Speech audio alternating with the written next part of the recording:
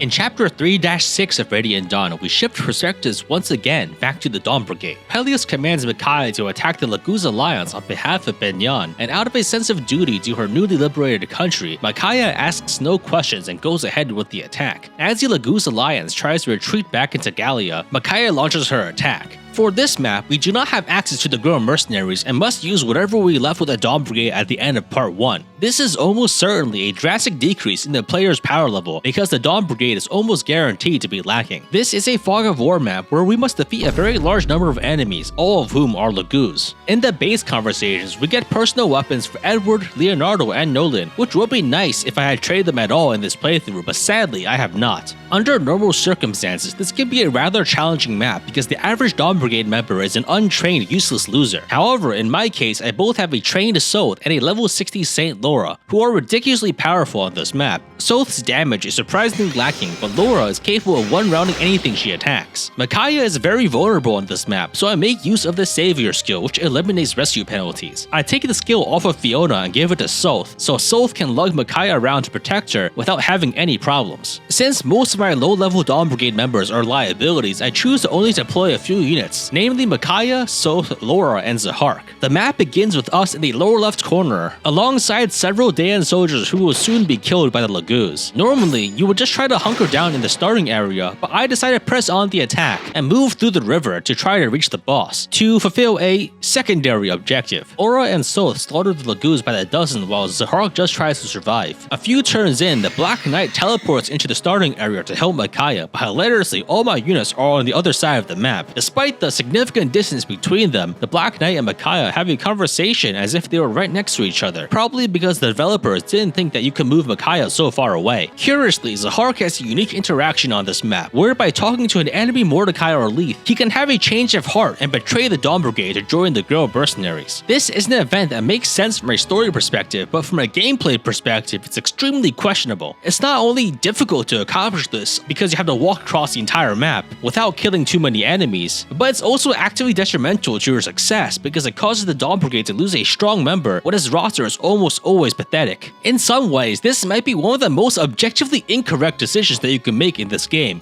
which is why I decided to go for it. I managed to lure out Mordecai and Leith on the right side of the map and carefully move in Zihark to talk to them, and after a brief conversation, Zihark switches sides and becomes an enemy unit. If Zihark dies after changing sides, then he'll be lost permanently, so I quickly kill a few more Laguz to end the map and successfully manage to unrecruit Zihark from the Dawn Brigade. As this chapter ends, the Dawn Brigade manages to stop the Laguz Alliance from retreating, pinning them in between the Dayan and Benyan armies and putting them into a dire situation. Micaiah starts to have doubts about attacking a nation unprovoked at the behest of their former oppressors and resolves to try to persuade Peleus to stop the war.